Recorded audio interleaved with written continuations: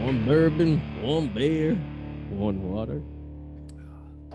Is it one whiskey, one bourbon, one beer? That's like something like that. I don't fucking know.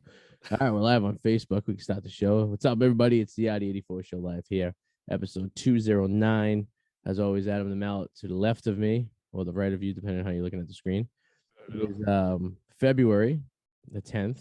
And we're back Thursday night. First time we're on Thursday night. Well, first time you and I are on Thursday night, I think, since we started the show, because I think we did Mondays and Wednesdays for the longest time. Yeah, I'm sure there was a Thursday. I think the Tuesdays we did for a little while. Me and Eric Danger Powers kicked the show off back in 2009 on a Thursday night in Quincy. So it's something special. I'm starting to get a little cabin fever doing this show in our exclusive locations, though. You know? Okay.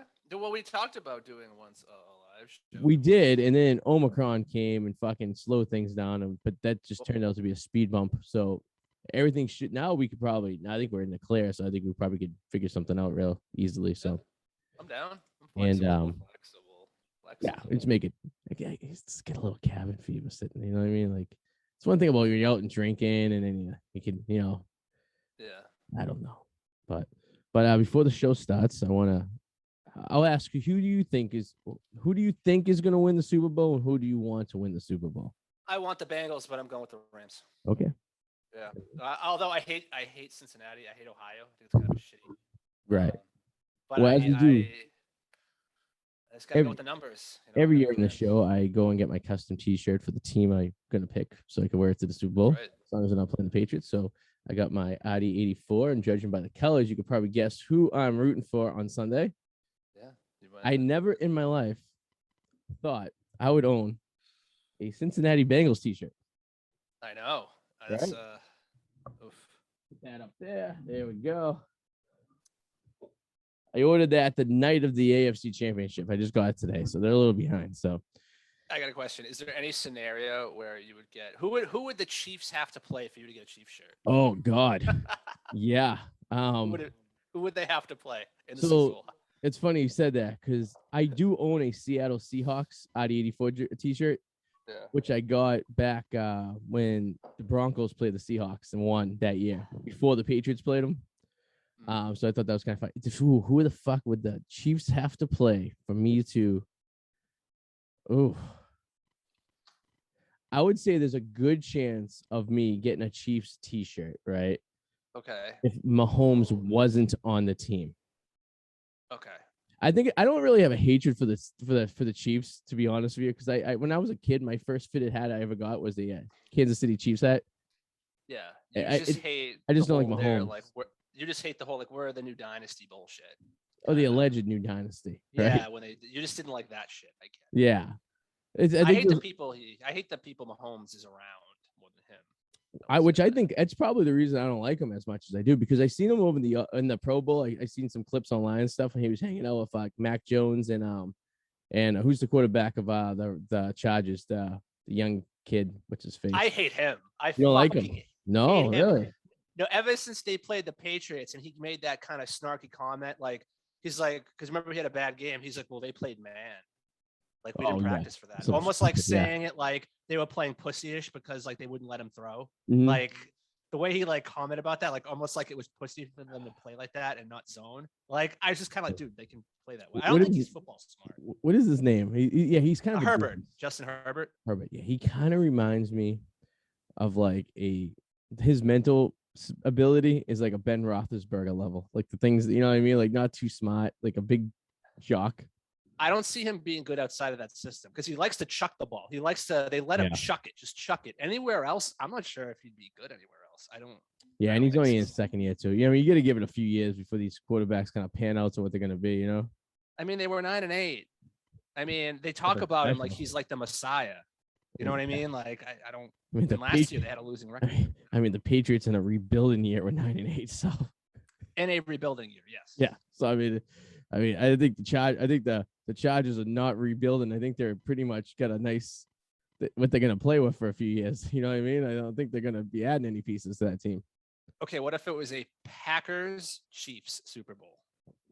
I would go Packers. Really? Even though you can't stand Aaron Rodgers? I don't mind. I don't really mind Aaron Rodgers. I just think he's a fruit that lives with other men. I think he has like a beard as a girlfriend.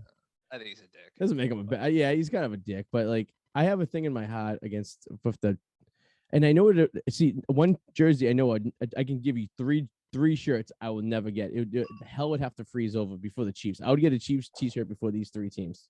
Oh, which one? What are there? All right, you could probably guess. It's pretty easy. The Jaguars. No, I would get Jaguars if they were playing the Super Bowl. I'd probably jump on them. The Jets, the Giants, and the Steelers. Okay. I'd be dead before I wore any of those. I don't know if the Steelers hatred is just like growing up, like hating the Steelers, playing them every year. Just like, but it was funny because I really liked Ben Roethlisberger. I thought he was a good. I think he's a good. I really liked him playing, and I rooted for him a lot. I respect their ownership. I respect the Steelers as an ownership, but yeah, I don't like the Steelers either. Like they're one of the better ownerships in all of football, so I respect that. You know, it is New York teams. I would wear a Buffalo Bills t-shirt before I wore a Jets or it's just like a Yankees. I wouldn't wear a Yankees t-shirt. Like it's like Ken Griffey said, the Yankees could pay me all the money in the world. I'd never play for them. You know what I mean? Yes, I remember that. Yeah. Like if my kid ever like played professional baseball and he got drafted to the Yankees, like you know what kind of moral conundrum I'll have with my life? Have to sit in there watching him rooting for him on the Yankees, knowing that how much I fucking hate the Yankees. I mean, you can still root for him and not root for the team. Right. Yeah, exactly. You know what I mean? That, but all the parents in the stands, they're all wearing like their kid's jersey. Like it'd be a cold day in hell. It's just like, or a Montreal Canadiens jersey I would never wear, or a Lakers jersey. Oh my God. God, no. Yeah. I'd rather wear a Utah Jazz jersey than a Lakers or a Pelicans jersey than a Lakers jersey. I'm trying to think here. I'm never rooting for the Jets, obviously. I've never liked the Ravens, and that's because of the Suggs era. Like that just goes way back. Yeah, I would say Ravens are probably up there with Pittsburgh too. Yeah, I would say I would fucking hate the Ravens. Yeah. I hated them since the existence. In fact, in 2000 in that Super Bowl, I rooted for the Giants. Yeah, I just something about the Ravens. I despise who the hell was there? Ray Lewis. Yes, a legend murderer. Ray Lewis. Flacco was just a doofus. I hate that guy. Yeah, doofus. He's a second string quarterback for the University of Pittsburgh, and then he's like, I'm going to go to the University of Delaware and play some 1A ball and be a starter. He's got a fucking Super Bowl ring. And he has a Super Bowl ring, yeah. How many bad quarterbacks have a Super Bowl ring? How many bad players have a Super Bowl ring? How many great players? I would say there's more great players that don't have a Super Bowl ring than bad players that have a Super Bowl ring. Let's Google. Like, who was the quarterback of the Tampa Bay Buccaneers in 2003 when they beat the Raiders? Super Bowl. Bob Saget or something like that. By the way, bumped his head. Jesus, that's some scary shit. That is very scary. Super Bowl 2003. Well, I'll tell you right now that I'm just going to say this right off the bat. The MVP was the safety, Dexter Jackson. Shitty fucking Super Bowl that was. Okay, let's look at that. Yeah, it was the Bucks 48, Raiders 21, and your quarterback was I couldn't even Brad Johnson. Really? Yeah. I remember where I was watching that Super Bowl too. I was at a house party in Everett, Massachusetts. And there was this girl. Oh, this is a funny story. There's this girl I graduated high school with from Revere High that was at this party. And we're at this kid's house, and she just got out of the bedroom, and everyone's like, oh, so-and-so just blew so-and-so, the kid who was hosting the party. And she's like, what can I say? I love the cock. I'll never forget this. And I turn over and I look, and there's the Bucks beating the Raiders. I was like, what an interesting situation. I'm pretty sure the Raiders were heavily favored in that game too. They sure were. The Raiders, their year was the year that the Tuck rule. They probably should have won that game. They probably would have won the Super Bowl that year. Well, maybe not though. The greatest show on turf was pretty good, but I don't know. Yeah. But so we have a guest tonight, and we're booked. We're booked till almost April right now. We got some comedians coming and joining us, so it's gonna be fun. Awesome. So whether we take the show on the road or we stay local, we're gonna have some people zooming in on us. So our guest tonight is a comedian. His name is David Piccolomini. I think that's how you pronounce it. He's a Panzano like us, a fellow Italian. And I'm not sure where he's from. I'm assuming probably, I'm going to guess New York, New Jersey. But he has his own podcast, The Tinder Tales. That's right. Yeah. We'll get some information. His stand-up's pretty funny. So we should bring him in at this point. Might as well. Let's do it. Like hang out in the waiting room and get his perspective on life. He's probably a diehard Jets fan. And we probably already insulted him. And we don't even know it. Which would be hilarious because we've done that time and time too. Yeah, it happens. Like, remember the guy from the dead mall guy? He was a big Bills fan, and we were just shitting on the Bills for fucking 25 minutes before he came on. Yeah. So, David P's in the waiting room right here. I told him between 10 past and 15. So, his mic's he's probably sitting there. Hope he's not jerking off or anything. That would be just weird. Remember the guy from the strip club when we came on? He was like laying. Yeah, he was like laying in bed. He's just holding his phone up, like hey. Stilettos in Rhode Island. He was just hanging out. Yeah, it's always good, you know. That is. Have we ever anyone naked on the show? Some of the porn stars naked we've had in the past? Oh, maybe not, right? No. That guy was probably the most naked guy on the show. He was just in like a grubby white T-shirt. I think we woke him up. I think so. I remember I sent him a message. I was like, "Hey, you still joining us?" He's like, "Oh." Can you unmute me? Oh, did I do that? Did you mute him? No. Let's see. Hey, I don't think you muted him. No. Unless you hit some magical button.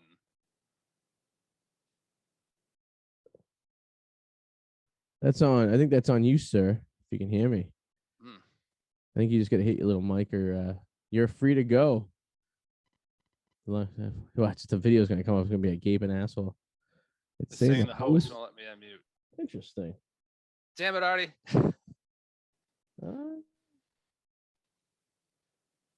Try this. You just made him the host. Yeah, so maybe that could change things. So you're the host now, David. You are the man. So if you can actually hear in charge of the show. Yeah. Is it? There we go. Something? I think he's connecting. We got some life here. Oh wait, now he's muted again. Love this Zoom. What is going on? Maybe he's joining us from a unmarked location. Oh, he said he was at a comedy club tonight. He's going to be zooming from there. So maybe they got bad service or something like that. That could be it. That always happens occasionally, you know. Well, hopefully he's not getting swindled by the Tinder swindler. It's not great. Oh, he's going to rejoin. Okay. All right, I'll give him a minute or so. But so Super Bowl Sunday, 4.5 favorites is the Rams. It's just tough to get behind an LA team. I don't know how it is, you know. I get it. Now the NFL must be happy about it because they're trying to get fans out there because no one likes the West Coast football. See the ticket prices, like $8 to 10 grand for a fucking ticket for that game.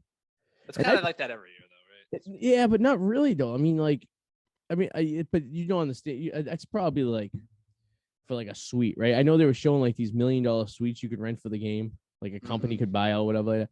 But you know what it is? It's like I'm thinking they probably took the most expensive ticket and calling it a day. You know, right, he's back. So.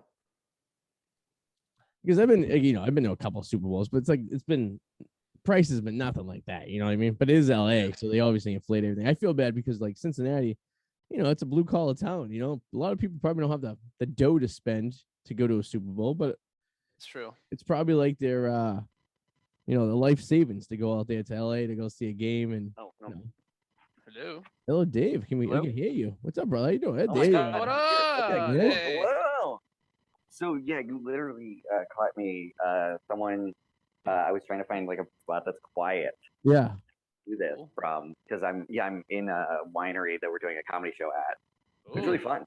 I was going to say you're either in a winery or you're in some kind of European village and you're escaping from the Nazis. You're hiding.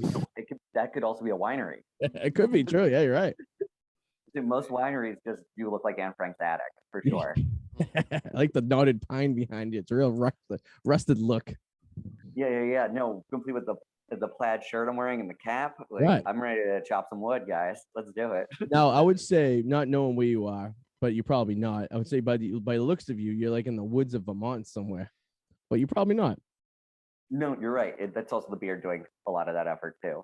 It's I'm actually in like way western Pennsylvania. In fact, so far west it's technically Ohio. Oh, okay. Are you from that area? No, I'm from Delaware, but I'm based in New York. I just do these brewery and winery shows all over the country where we go on tour, like mini tours. Oh wow. Okay. That sounds like a trap. Because here's the thing: it's like you're on stage, you're gonna perform, but you want to drink. You're at a winery, but that could screw you up if you have too much to drink. Like that just seems like. I'm don't worry about it, man. You're good. Are you on right now? No, I'm just in this phase that I thought was more closed off, but it's not. Oh, is a bar mitzvah going on tonight or something like that? No, it's just the rest of the show's happening. Oh. Now it's like a church. It's actually yeah. Oh yeah. I don't know if this is much better sound wise, but I'm so sorry, guys, that it is. Right, man. So it's actually pretty funny. You're in Western Pennsylvania. I just tracked down my potential 14-year-old who lives in Wilmington, Pennsylvania, I guess. Wilmington, Pennsylvania? Yeah, I guess. Or Wilmington, Delaware? Wilmington, Pennsylvania. I guess it's near Newcastle in that region. No, that would be Delaware. No, there's a Newcastle, Pennsylvania. It's north of Pittsburgh. Okay. Yeah. Weird. Let's see. Anyway, potential 14-year-old. We're not sure if it's mine or not. It was a spring break 2006 situation, and we're still trying to figure out the situation. But long story. It's an ongoing. Yeah, it's an ongoing thing. Yeah. It's an ongoing epidemic. You know. So how long? When did you start this tour? So this one's a short one. So this is the first day I'm doing Ohio, and then I'm down in Kentucky, and then I'm down in Tennessee. Nice. What part of Tennessee you going to? Clarksville, Tennessee. Clarksville. It's like about an hour from Nashville, but that show's really fun. I'm looking forward to it. Nice. Tennessee Valley Brewing Company. I'm gonna do my plugs, I guess. Yeah, go ahead. Plug away. Sure. Yeah. I like your pose on your Twitter page. It reminds me of like Jeff Goldblum in Jurassic Park. Oh, thank you. The way you're kind of like spread out. I was like, this gets it. Okay, that's a weird place. That's in Susan Sarandon's ping pong club. Nah, really? I swear to God. Oh shit. Ping pong. Yeah, Susan Sarandon has like a private ping pong club that she owns. Really? Yeah, and my friends were interviewing Buda Friedlander there, and so I got to come along and hang out with it. How does one get invited to this ping pong club? I don't know. I dated someone who made a lot of money. Okay, all right, that's one. And she just had these friends who had weird like privileges, essentially. And then I would just get invited along. I was the trophy boyfriend.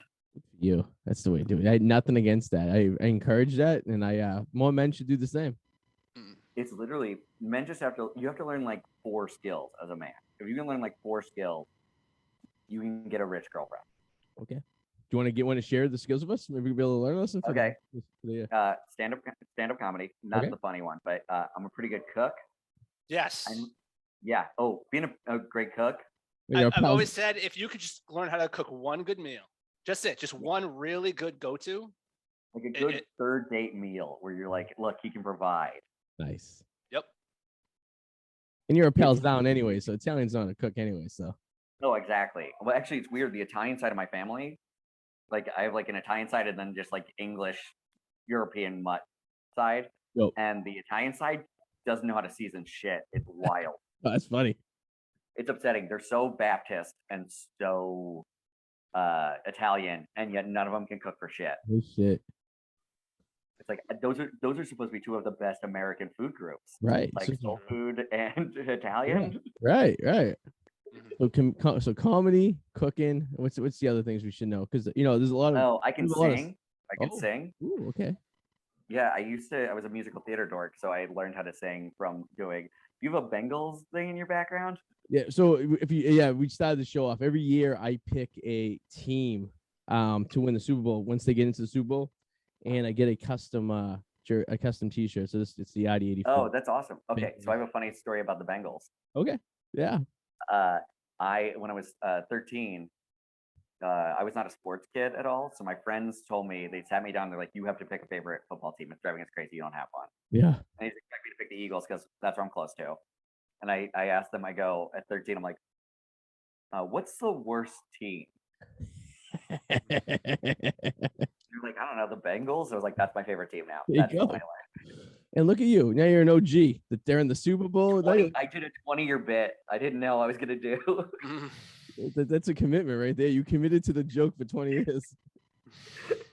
Just people be like, what's your favorite? Like, I have like weird Bengals gear that I don't know what to do. Like that, like people would like, it's a family Christmas present thing. They're like, oh yeah, get him a Bengals thing. He likes the Bengals. Right. Yeah. That's awesome. Now you can actually use it. Yeah, exactly. I can go out in public with my Bengals koozie. It's like, again. When I was 12 years old, I got this cool Bengals backpack, which no one really understood living in northern Delaware. But now it makes sense. Yeah, exactly. I thought you did that in New England. And I was like, how are you alive? No, yeah. This T-shirt will be worn for tomorrow and Sunday only, and then it goes back into the basket of T-shirts of teams that I rooted for that I'm no longer probably wearing again. Yeah, you're gonna be you'll be using it to swaddle your kid. Right. Yeah. There you go. Here, honey. Here's something you can shit in. Right. I mean, because it's like, it's like, who am I going to? I love football, so it's mostly only football and baseball. I'll pick a team to root for if the Sox or the Pats on it. So, I kind of go all out because I'm fucking crazy like that. I have New England is one of the few areas where I will actually edit a joke that I have in my act. Really? Because like I don't edit for most, it's all grandparents, fine. They're still going to hear about my STDs. That's fine. But I have a joke about, and I need to clarify, I don't know shit about sports. I don't really care about sports in any way before I say this, because it might rile you. But I have this joke about LARPing. Okay. Okay. I know LARP. Yeah, I know LARPing. Yeah, you know what LARPing is. I go on this long nerdy tangent about LARPing, and at the end of it, I'm like, yeah, that's what it sounds like when you guys talk about sports to me. And then I'm like, I only really learned one thing in sports, one term in sports, and that was fuck the Patriots. That's a good one. And that gets applause breaks in 45 states. Oh, I believe it. In fact, I believe that. If you did that joke 20 years ago, people in New England would probably laugh at you too, because we were terrible. We were really, really bad. I believe you. I don't know anything about you. Yeah. You're talking about that. You might as well tell me about the elves. There are 15-year-old children walking around New England to this day that don't know that makes weak men or whatever. They don't know good years. Are you saying? Sorry. No, it's like the old grandfathers that, like, when the Sox finally won the World Series in 2004, and they're like 84 years. They're like, I remember being a kid on the rocking chair, and the Red Sox won the World Series when I was 2 years old in 1918, and I never seen a win since. So David, are you telling me we need to talk about the fires of Mordor? Because we can go down that route too. Oh yeah. We can. Oh, dude, we can talk about the fires of Mordor all day. Like I'm no Stephen Colbert in terms of knowledge, but Stephen Colbert is a huge Lord of the Rings fan. But I'm just a huge dork in general. Same here, man. Yeah, no, that tracks. You're in a Blockbuster video. I am. If you were, we always usually close the show, but I'm going to ask it now. I always usually close the show by asking, I want to ask, if you were in Blockbuster Video just right now, what would you want to rent? What movie? What would you be in the mood for right this second? Okay. New, old, doesn't matter. Okay, so it doesn't matter if Blockbuster would have actually carried it because it's no longer around. Doesn't matter. If you were in my video store right now, what movie would you want to see? You know what I'm really feeling is Suicide Squad, the new one, the Suicide Squad. I love that movie. It's twistedly funny. I love it. I have it twisted. I've been on a real James Gunn binge, and the Peacemaker series has been really fun. Yeah, I'm kind of I have this thing about like trying to force like political correct. I hate it when it comes into my movies when it's obvious. And I watched the first. What do you mean though?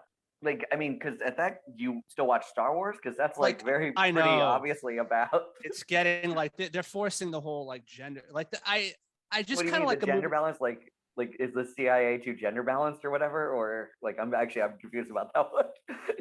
No, like it's hard to explain. Like I get mad when I see Steve Agee on screen too, so I understand. Now I watched like the first episode. Of course, you have like a lesbian. There's like I'm like, is this a lesbian couple? And like one's black, one's white, and I'm like, how? No, they're both black. They're both black lesbians. Okay. I mean, did you get mad at The Wire for that? Because The Wire. I didn't say I got mad. I just said when you try to force it intentionally, you see all these Netflix does it all the time with series shows. Like you have like. Well, but I'm saying like even like so like HBO like you could probably say the same thing about like HBO when they had a lesbian couple episode like 3 of The Wire.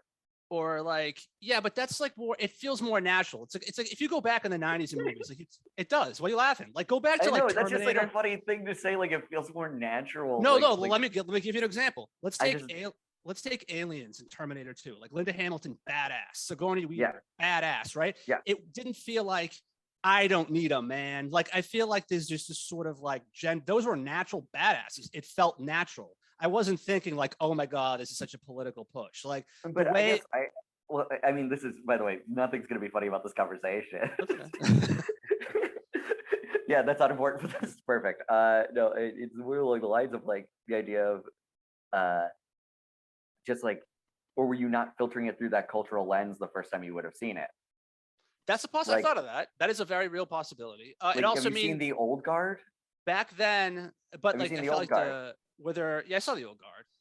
That's like, does that feel political? I mean, they added a black woman to the team. I think that doesn't one feel white guy and he was European. No, it's usually when there's comments or something like, like, oh, I don't need a man, or like when they made like the Oceans movie. They were when they very overtly gay. Or like when they do other movies based on other movies with like an all-female cast. Like it's just kind of like, why don't you make your own instead of making a version? Oh, they did. It was called Widows. Nobody saw it. It was so good. Right? It just doesn't make any. It's like literally they came out the same year. I like to watch Ocean's 7 naked and on mute. Ocean's 8, yes. Or 8, whatever it was. Yeah. No, he's in Ocean's 4 apparently. They went backwards. Like we're gonna stop 8 and go down. Before you know it's gonna be Ocean's 1 and Sandra Bullock's gonna be walking around top. Don't you hate when they promise you an Ocean 8 and it's an Ocean 4? Yeah. When they promise it's an Ocean 11 and it's an Ocean 8, there's gonna be like an Ocean's like 2. It's gonna be a bunch of toddlers trying to steal like cookies from the fucking teacher's lounge. It's like that's actually the Rugrats reboot. Rugrats, yeah. What movie was that? There was this horror movie I was watching on Netflix. I'm like, okay, you have this African American kid, you have an Asian person, you have the football player, you have all these different people, and I'm like, these people would never all hang out together in real life in high school. Flight attendants. Describing the Breakfast Club. Hold on. That sounds like flight attendants. I work at a bar. We get a lot of flight attendants. It does sound like flight attendants. And when you see a flight crew walk in, you can see them a mile away because it's 5 people that you know would never hang out. There's like an old white guy who's like chiseled, looks like he's seen some shit, right?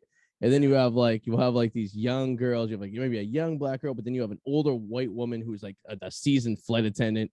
And then you have this like little dorky guy who's the co-pilot.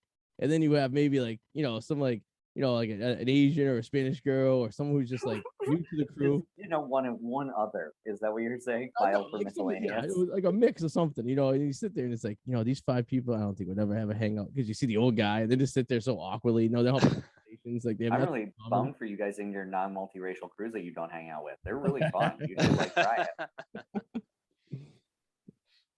Unfortunately, living in Boston, you get a lot of Italians and Irish. That's about it. Not much other than that. Yeah, Italians and Irish, the other whites. The other way, yeah. One can cook, one can't.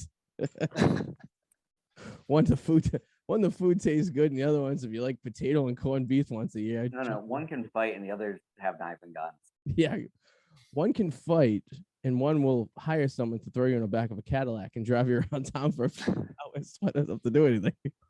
Yeah. Now, do they provide you with a meal at the winery? Looks like I'm having a piece of key lime pie. Ooh, key lime. Yeah, a lot of season for that, but that's nice. I know. It's delicious. It's homemade, fresh, from like somewhere around here. So when you do these tours, are you with a group of guys or girls or whatever, and you guys kind of 1 in 3 people okay on it. So it'll be either a host feature headliner or just a feature headliner. Cool. Just doing an hour or 45. Who does the booking for you guys? Or did you guys kind of do it just as a group? It's through this. It's through a company that does they're a booking company that does all these brewery winery tour things. Nice.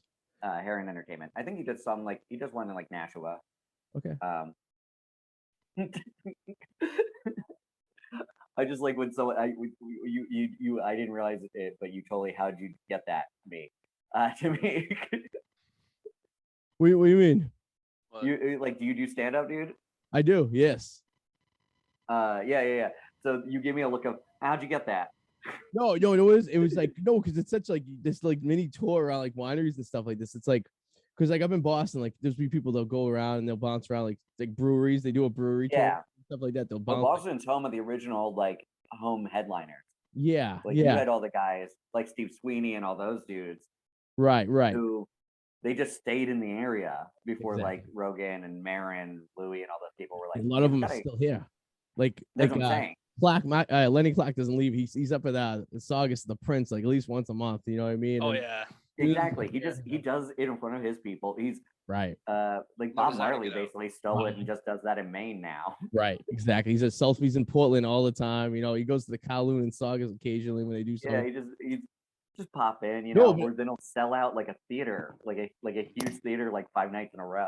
But the thing with comedians, a lot of us are very just unorganized. Not a lot of us don't get our shit together. So like for you to be like in this organized group of guys just bouncing around to all these like wineries around like, you know, that belt and stuff where like comedy isn't like exactly like it's not like New York, right? You know, I performed in 44 states now. Like it's a total game changer in terms of you just go out to all these places that you never would have ever gone to before. Right. And you're like, why the fuck am I in Quinter, Kansas? But you're like, they have a brewery there. People show up. You're the one event, so 50 people show up. And it's fun. Did you find it's easier to deal with crowds like in these like smaller towns than it would be like in the big cities, just for the fact that these people just like are just so grateful for this comedy and some entertainment here for the night, and they're like, no, not always, really, yeah. Not always. No, they're just as entitled as everybody else. Everybody has Netflix now. Yeah, that's true. That's here's the thing: people want to talk about all that, but I do comedy all over the country. Yeah, and in rural areas like far off the beaten path, as well as like large cities and all that stuff. Like I'll be in Denver, but I'll also be in Poughkeepsie. Mm-hmm.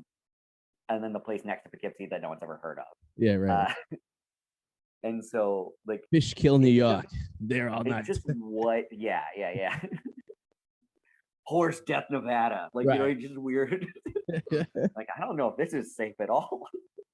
But the thing is, it's just what offends people. But people get offended the same way, just over a different thing. Right. Exactly. Yeah.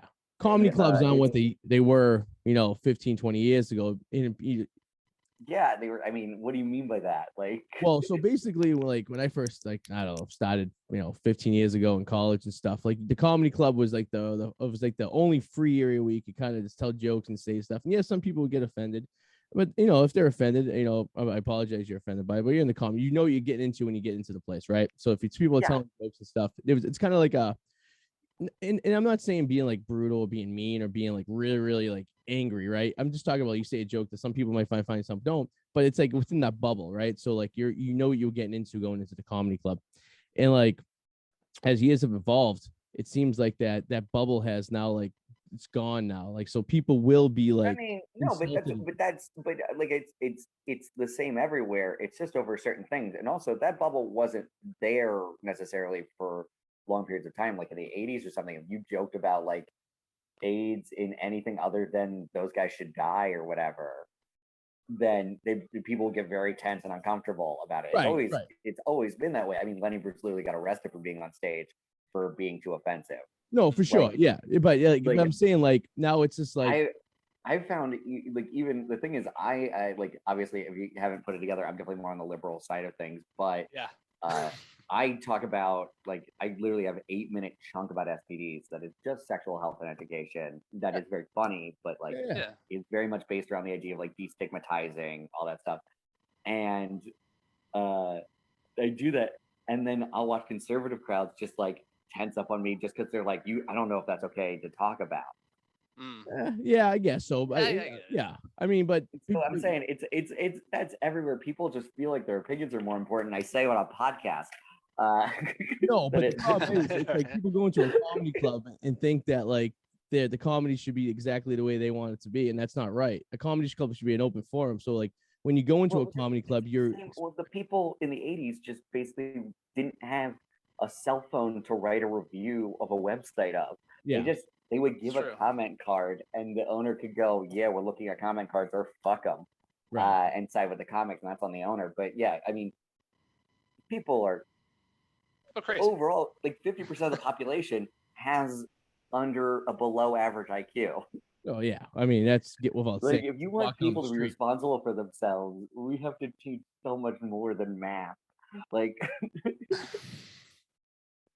a lot of people are a step away from shitting their pants on a regular basis. You know what I mean? like honestly, I'm 5 glasses of wine in. I could do it tonight.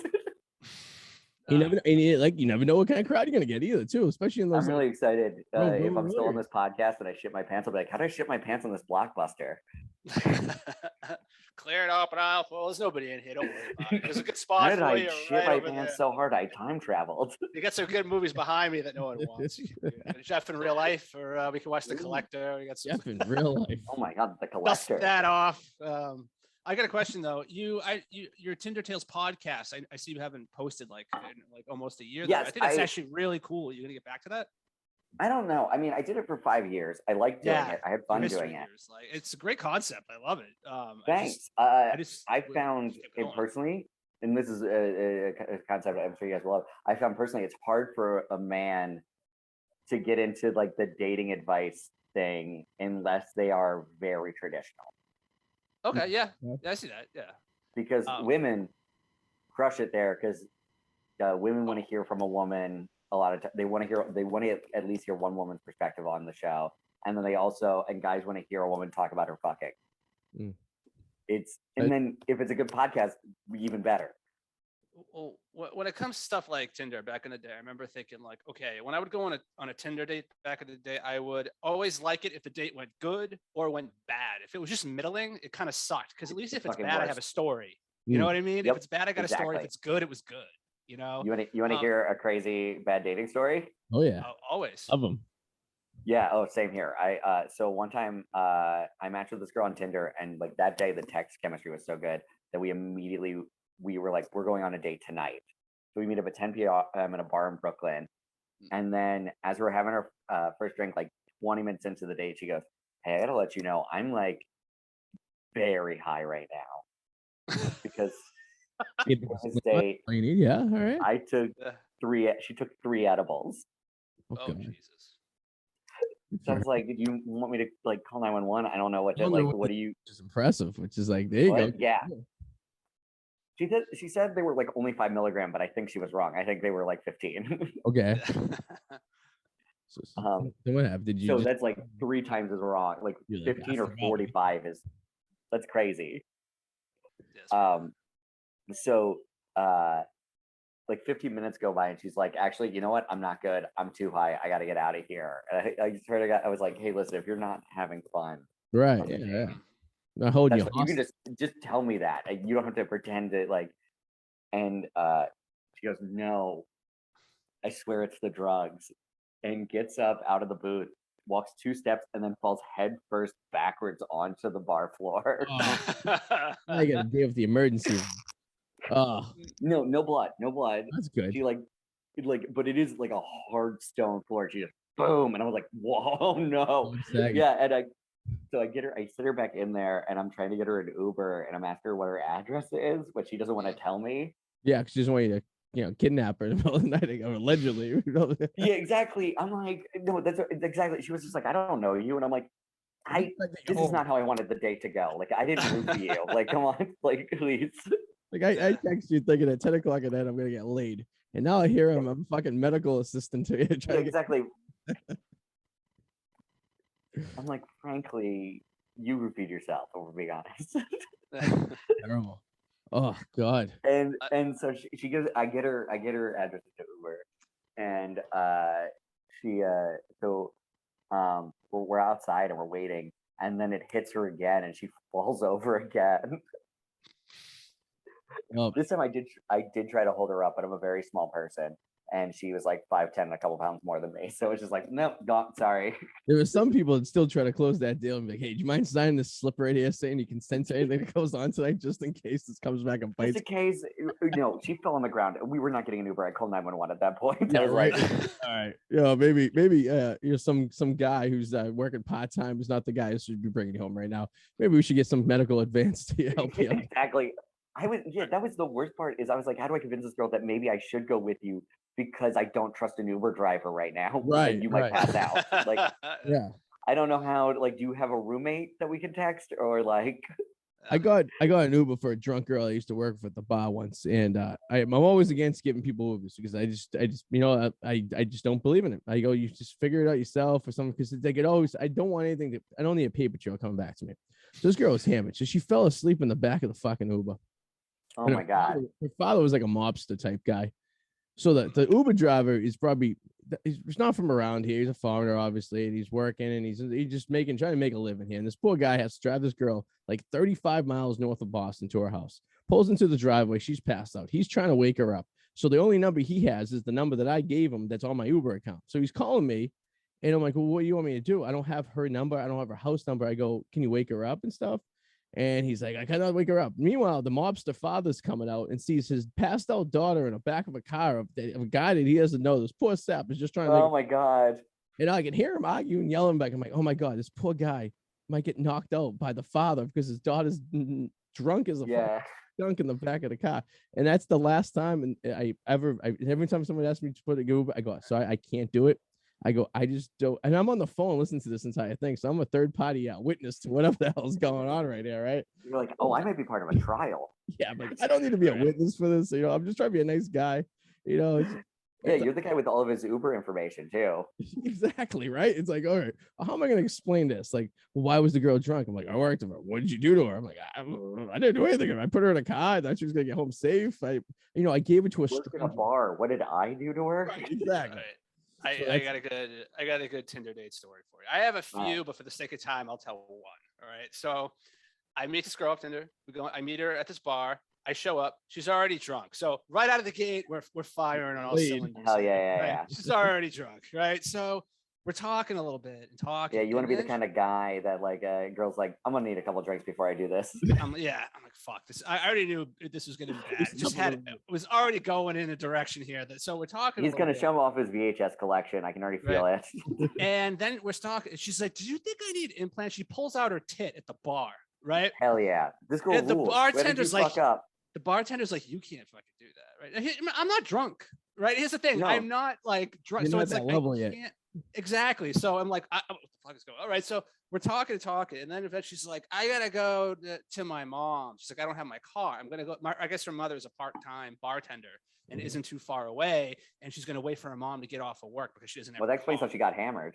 Probably was, yeah. So I was like, well, I'm like, where's the bar? She's like, oh, it's only a couple. I'm like, well, do you want? I can drive you, right? She's like, okay, that'd be cool. So we drive there. I meet her mom. Mother's bartending, and her mother's boyfriend is there too.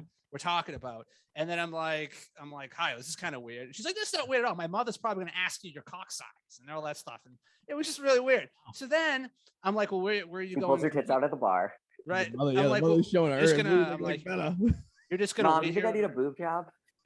I'm like, you're just gonna wait here all night until your mom's off of work? She's like, yeah. And I'm like, well, I mean, I know you don't know me that well, but like, I don't mind just dropping you off because she was like really fucked up, right? I was not really that fucked up at all, so I don't take advantage of people. You know what I mean? Like, I'm not like on that same level, so I couldn't really.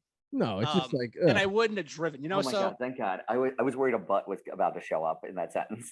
So no. So she's my mind today. So I take her home. Help her get in the door. She starts like kissing my neck, and like, of course, I'm starting to get a little drunk, but I'm like, I just fucking do this. Can't. Yeah. Right. So then I'm like, I hang around though, and I'm like, I can use your bathroom. I go into the bathroom. There is a fucking stack of porn mags like on the top of the toilet, nice. Like this high, and I'm like, I go back into her room, and I'm like, what's up with the porn mags like in the bathroom? She's like, those are my roommates, and I'm like, oh, you have a roommate? She's like, yeah, you met him. It's my mom's boyfriend, and I'm like.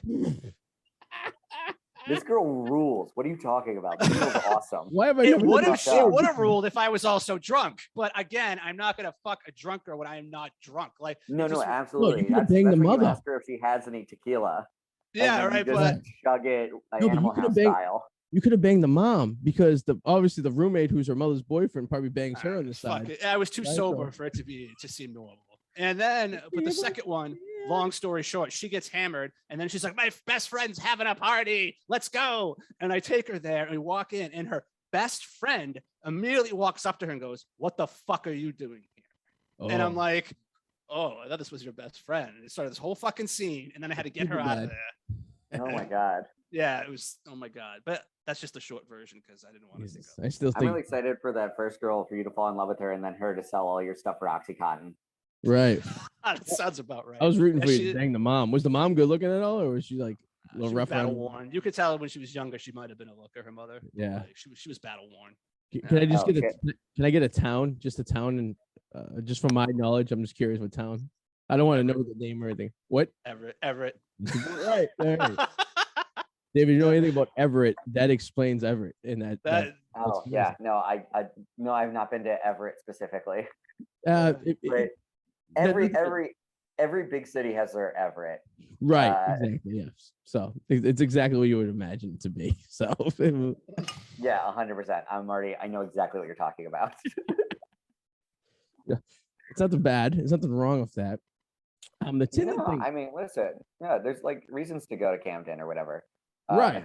I mean, listen. If I was all horned up living in Philly, and some girl was like, "I'm in Camden right now, ready to go," I'd probably would take that separate ride over the Delaware into the unknown lands of Camden and risk my life for 15 seconds of pleasure, and have to live with myself on the way back to the city. One time I was doing a show in Camden and I didn't have any cash on me.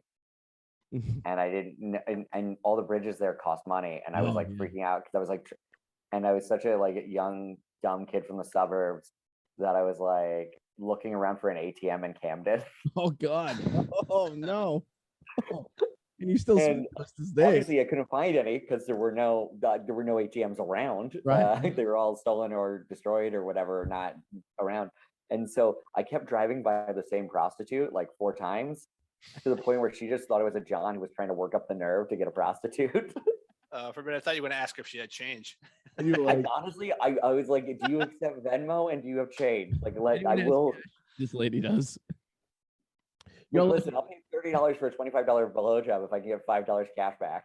Like a cop would pull up behind you. It was like that episode of Seinfeld where Jerry was just talking to the hooker, and he wasn't trying to get anything. He was just having a conversation with her. The cops roll up on him.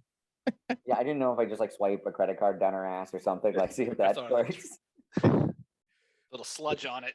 I got lost. I have a funny Camden story. The first time I ever went to Philly, me and my cousins. This was probably 15 years ago. We went down for a Sox Phillies game, and we get down to downtown Philadelphia, and we're gonna take the train to the stadiums, but we got on the wrong train, and we ended up on a train to New Jersey, and it was 9:00 in the morning, and we sitting there, and there's a guy in a tuxedo sitting in front of us at 9 in the morning on a Saturday, and he looks all disheveled, like he just been through some shit, right? So I'm sitting there looking at him, and he's looking at us, and we're all got our Red Sox jerseys on and stuff. And we're looking at him, and he's like, "You guys going to the ballpark?" And we're like, "Yeah." And he's like, and now meanwhile, I have my 17-year-old cousin. I think I'm 22. My other cousin's 21. We're the young little babies. And he goes, "You're going the wrong way." And I go, "I'm sorry." And he's like, "You're on the wrong train. You're going to Camden."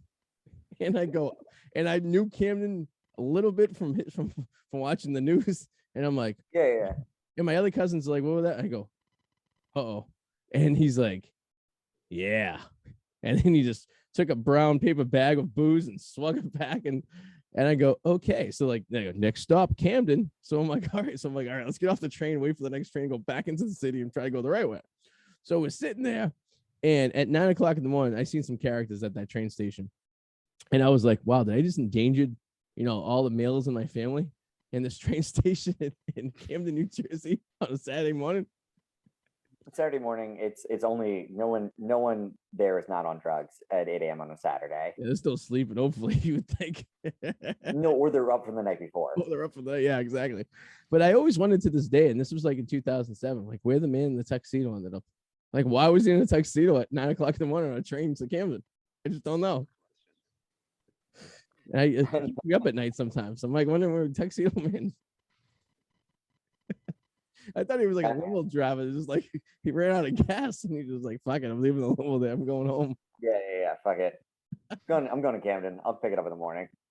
Actually, probably. But it's kind of good to know that there's a lot of hookers in Camden. So next time I'm in the Philly area, if I want a hooker, I just go across the George Washington. Oh, was that the Ben Franklin Bridge? Ben Franklin? Yeah. I think that's the one. I don't know. There's so many bridges in that little area. Fucking Philly. All right, brother. We're getting close to the end. Do you want to plug your gigs real quick or your website? Oh yeah, I mean, well, today, the next two, I'm in Newport, Kentucky at Wooden Cask Brewery, and then Saturday I'm at Tennessee Valley Brewing Company in Clarksville, Tennessee. And then if anyone's in the Delaware area of things, the Pennsylvania through Maryland area, I'm doing my first album special taping February 26th, Saturday, 6 p.m. and 8 p.m. Sweet. Nice. So Newport. Yeah. I was gonna say Newport, Kentucky. I've been there before. When I went to Cincinnati for a ball game, yep, we ended up across the river. The Brass Ass is this diviest bar / strip club in the world. It's not for sexual entertainment, but it's for a story. So if you're bored, it's probably on that main drag where the club's probably at. Yeah, probably. Yeah, it's called the Brass Ass. I think it's on like I feel it's like Newport Avenue or something like that. But it's Newport.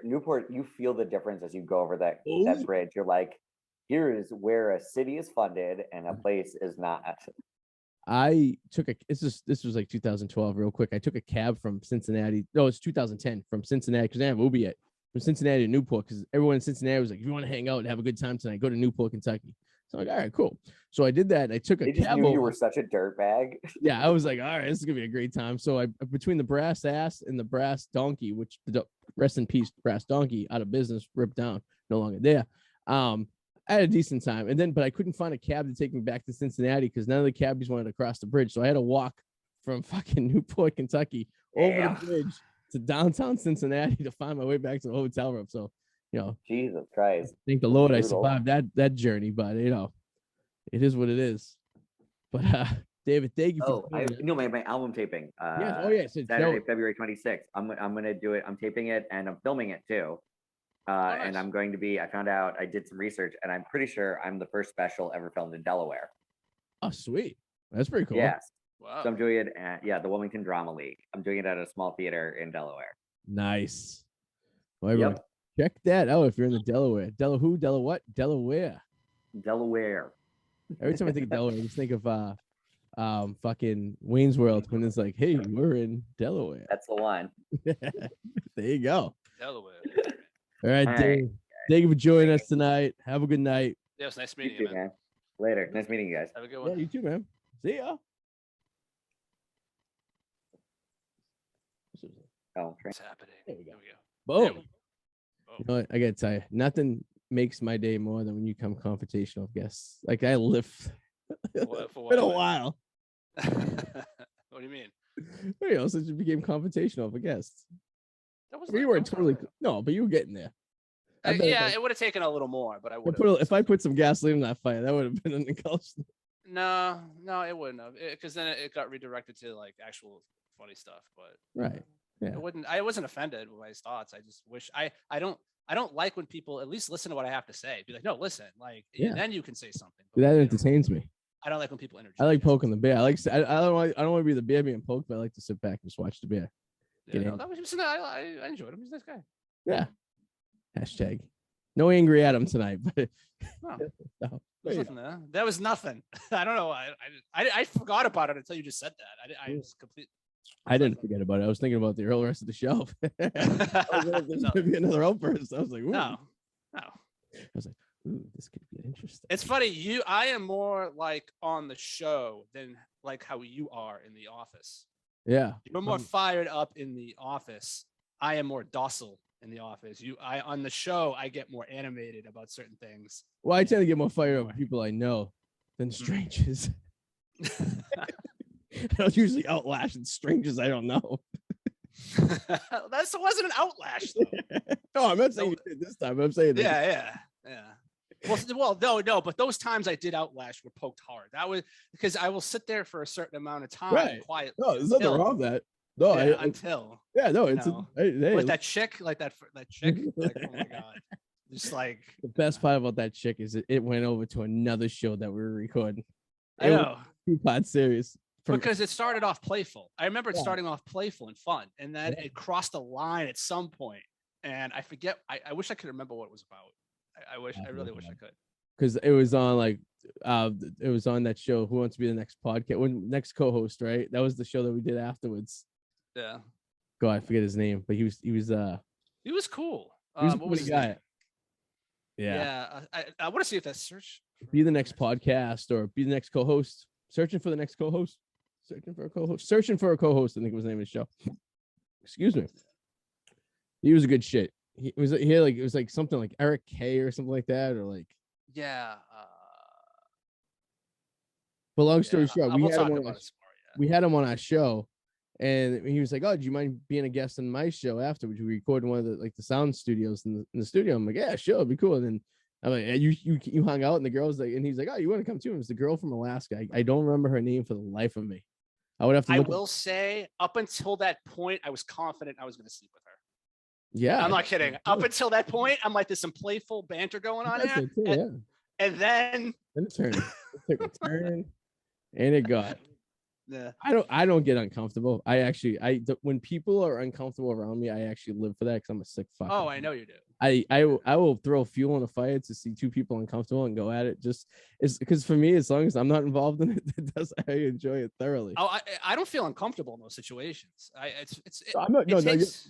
get so most people get uncomfortable if people are like arguing. You know what I mean? Like I don't. I love it. I live for it.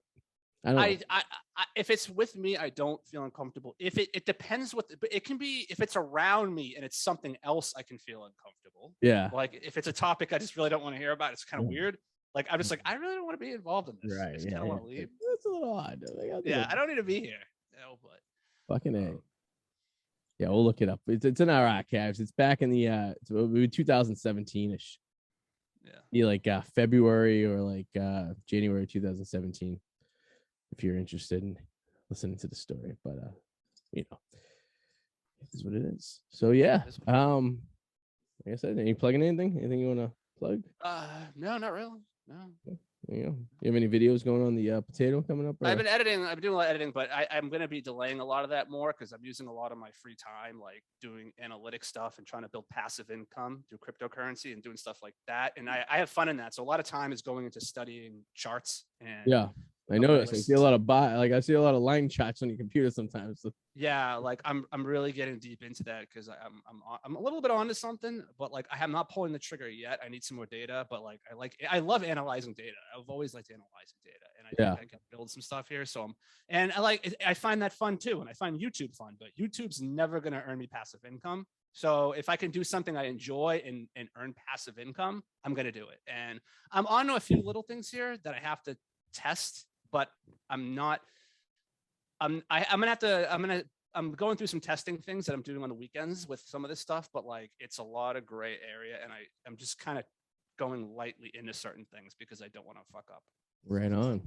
Hey, listen. And then I can teach you, and then I can teach other people possibly too. It's like encoding. It's like what's that movie with Nicolas Cage when he's encoding shit? The fuck well, if I could figure out what I'm going to do, honestly, Arty, I'm going to tell you right now. I think your best bet would be to teach Henry how to do this. Because a lot of it does actually involve gaming and earning tokens that can then be transferred. Heard about that? Yeah, right. But it's like if you could teach a little kid how to do it while you're working, you can make up to $200 a day. That's interesting. Just from fucking gaming. Yeah. But there's some things I'm trying to figure out here because I'm like, is this kind of and like in 30 years I'll just do mature porn. Yeah. They always need an old guy for a porn movie. Yeah. Take a blue pill, call it a day. There you go, buddy. Cool. All right, we can get me on the Wicked Explorers. Get me on Packy, of course, and wizardy.com, and we'll be back next week with a guest, another comedian. We'll be back to normal Thursday nights here, 8 o'clock here at the Arty 84 show of Adam the Mallet. See you guys later. Hey, buddy.